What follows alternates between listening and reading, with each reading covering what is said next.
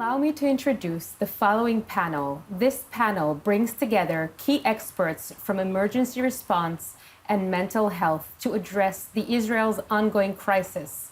With us today, Shacham, Chief of Staff to the Director General Magen David Adom, and Dr. Danny Brom, Founding Director Metiv, the Israel Psychotrauma Center, and Inbar Behiri, Licensed Mental Health Counselor, Vice President and Board Member, U.S. Friends of ERAN. Ori, it's a pleasure to have you here today. How did the events of October 7th change how you prepare in Magen David Adom for these events on this kind of scale? The events of October 7th emphasized how important is preparedness. Back then, Magen David Adom had a fleet of 1,700 ambulances, which allowed us to prepare for any additional escalation in the north while the atrocities happen in the south. We understood that we need a larger fleet of ambulances, and we extended it in about 20%. Wow. More than this, we understood that we have to ensure the people of Israel that their emergency calls are responded constantly. And this is why we fortified our dispatch centers, allowing our dispatchers to maintain the regular phone calls coming in, even under the threat of missiles. Mm-hmm. Prior to October 7th, we used to use mutual aid. That means that ambulances from Netanya or from Jerusalem could assist ambulances in Tel Aviv. Mm-hmm. Post-October 7th, we understood that we have to train our people working in what we call an isolated island. Besides having the equipment, they had to change their mind, knowing that they are on their own and they have to trust their training, their equipment, and work alone. This proved itself during the 12 days war. And one of the key projects that we initiated is the preparedness for communities. On October 7th, Magen David Adom teams responded in the kibbutzim, in Behiri, in Kisufim, in Nir Yitzchak, in Nir Oz. And we know that a prepared community is not only responding to itself, but this is also enhances its resilience. So Definitely. This is what we did in the recent year. And during Operation Rising Lion, Magen David Adom teams worked under heavy missile fire. How did you prepare for that? Well, we all know that the state of Israel hasn't dealt with the threat of ballistic missiles for over 30 years. Yeah. And the falling missiles have created huge scenes which took very long time to survey. That made us send many ambulances to the scene, spending a lot of time in surveying it, while knowing that each and every second that we spend on the ground, another missile might come in. The fact that we prepared our teams made us able to respond with large quantities, which everyone knows their role and their responsibility, actively surveying the scene and providing the information back to our dispatch center. We prepared for several mass casualty incidents at the same time. Wow. And if you recall the June 15th, where missiles landed both in the city of Rehovot and both in the city of Bat Yam, Magen David Adom sent more than 400 ambulances at the same time, ambulances and motorcycles, at the same time for both of the scenes. Preparedness proved itself. Exactly. You had time to prepare for it, and you prepared your teams. Exactly. And this showed, and at the end of the day, it saved life, because you could see Magen David Adom responding fast, responding efficiently, while all the people of Israel had to wait in the shelters. It was Magen David Adom teams that ran out of the shelters, risking their lives. But you know what? That's our role. Yeah. We are protecting life in Israel, and this is what we do because this is our mission. Absolutely sacred. And how do you see Magen David Adom moving forward after everything it's been through? Well, I see Magen David Adom moving forward in two parallel routes. The first one is keep preparing. You know, June 24th may be the last day of the war with Iran. It was the first day for Magen David Adom preparedness for another war. We have to make sure that Magen David Adom teams are prepared, that communities in Israel are trained, that we have the equipment and the knowledge to respond. And we are doing this right now. We also are dealing with, I would say, a national mission of responding to mental health. Mm-hmm. Mental health has become a huge issue in Israel post-October 7th. And beginning on August, Magen David Adom, together with the Minister of Health, is initiating a special dispatch in which people might call and saying, listen, I have this and this medical situation, but when at the end of the day, they have mental issue. Yeah. So professionalists will support them. Magen David Adom paramedic has been trained in order to assist those people. We are actually connecting the mental issues with the other health issues to create one-stop shop for any medical issue that you have. And last but definitely not least, I think that Magen David Adom is Israel. If you'll go inside Magen David Adom station, you'll see all the Israeli society sitting together, and which the only disagreement is what are we grabbing for dinner. This is the only disagreement, because everybody are concentrated in the sacred mission of helping others, of doing good for somebody else. And we see many people who want to volunteer for Magen David Adom. So I see Magen David Adom as serving as a place for people to express their humanity, to join together and do things in the sake of others. I think this is key in the coming years for the State of Israel. Thank you so much for joining us, Ori. Thank you very much for having me. Danny, it's a pleasure to have you here today. Can you tell us about the Release Journey program and how does it support released reservists from the Army? So, thank you, first of all, for having me.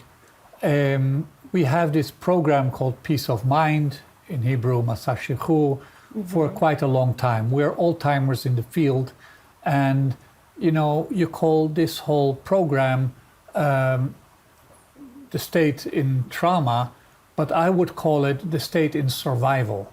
And survival is something that we know how to do.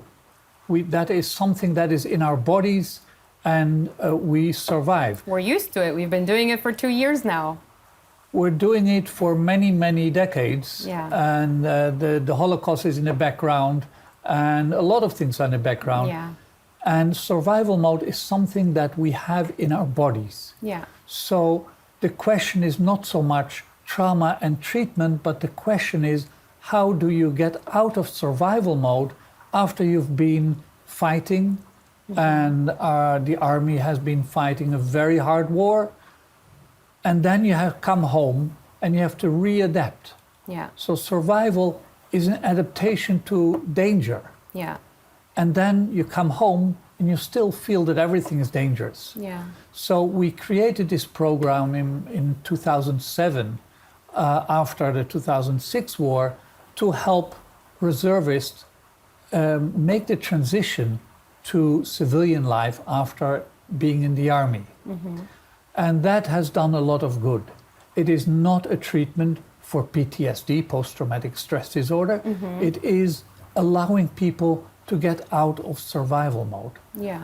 And we are doing that also by bringing groups of reservists, but after out of the army, to Jewish communities wherever in the diaspora. And that has a double effect of, on the one hand, allowing some respite, but a very intensive program to understand what did this do to me. And on the other hand, the communities who are now experiencing anti-Semitism and are really afraid, suddenly they have these guys in their homes. And it strengthens the sense of community, the sense of Israel and diaspora being together. Yeah.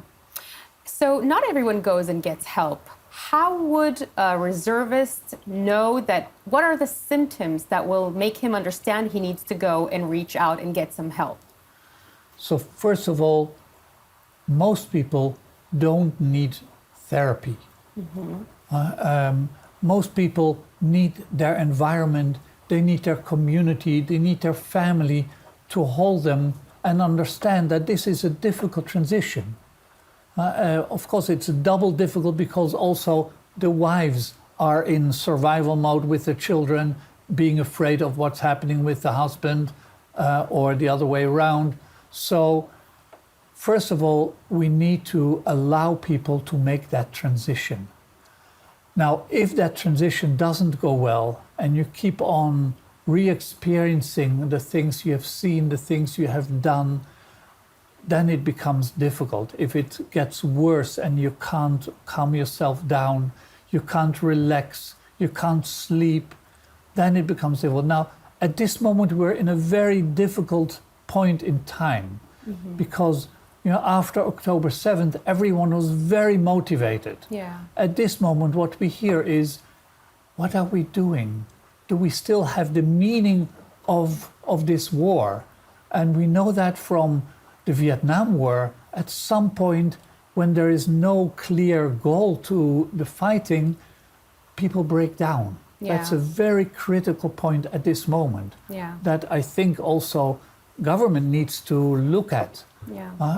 Because then coming back and you ask yourself, why is all of this happening? And we need to help people with making meaning of everything that is happening. Definitely. And as a parent, what are the key signs? Our kids have been through very tough 2 years. What are the signs to see if our kids need help? What can you tell us about that? Well, first I would say parents need to understand that what the kids need is just the mother you are and the father you are, and not anything special, but a hug if they want that, their favorite food if they want that, but also time to think, what is this? Now, when they totally isolate themselves, then we know there's something wrong. When they don't want to talk about anything and don't go with their friends, because the groups of soldiers are very strong together. But when they also disconnect from that, that is worrisome.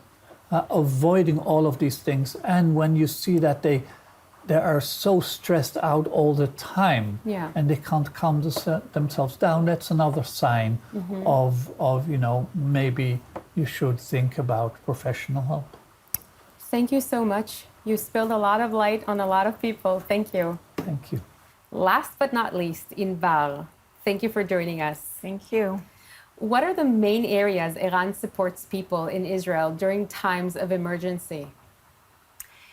So during time of emergency, I think that the main thing that we do is that we are able to move from a normal mode of operation to a emergency mode in matter of minutes. So let's say we as managers get from the news or an alert that something is going on, we immediately send a message to our volunteers saying something might happen and we might have an increase of calls coming in.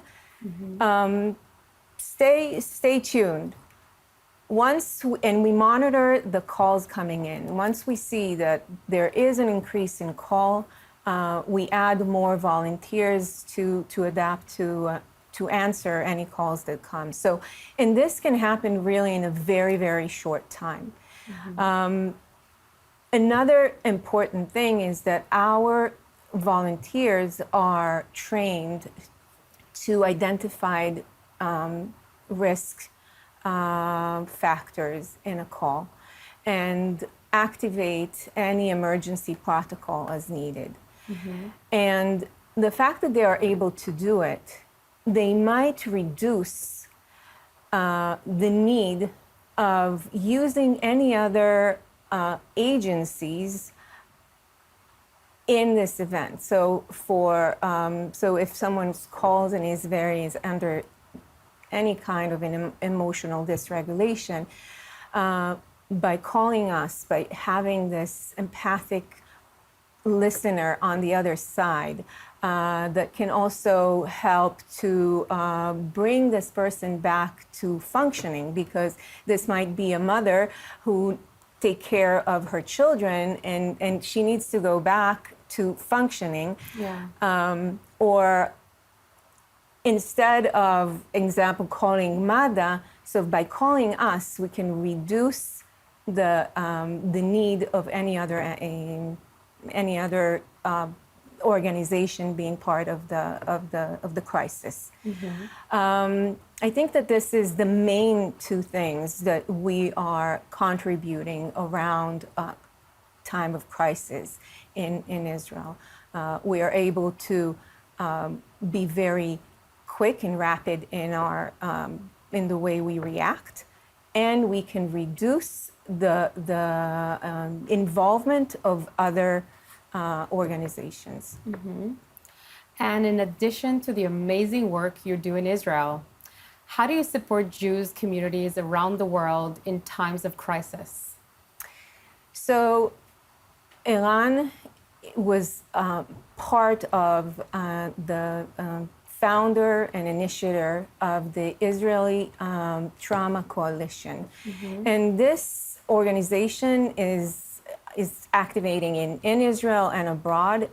And their main goal is to create Israelis and Jewish in the diaspora that are more resilient to whatever happens to them. So when any Jewish community around the world there is any terrorist attack or anti-Semitism or anything that happens, we can send a team of professionals to give them mental support. The mental support is mainly to create a better resilience of the people involved in the event, and also the family and the community around it. Also some tools to take care of themselves, so that this is not just a one thing, but this is something that that is sustainable and they can do by themselves. And that's basically what we do with the coalition. That is remarkable. Thank you. Thank you guys so much for joining me. It was an honor and pleasure to have you here today. Thank you. Thank you.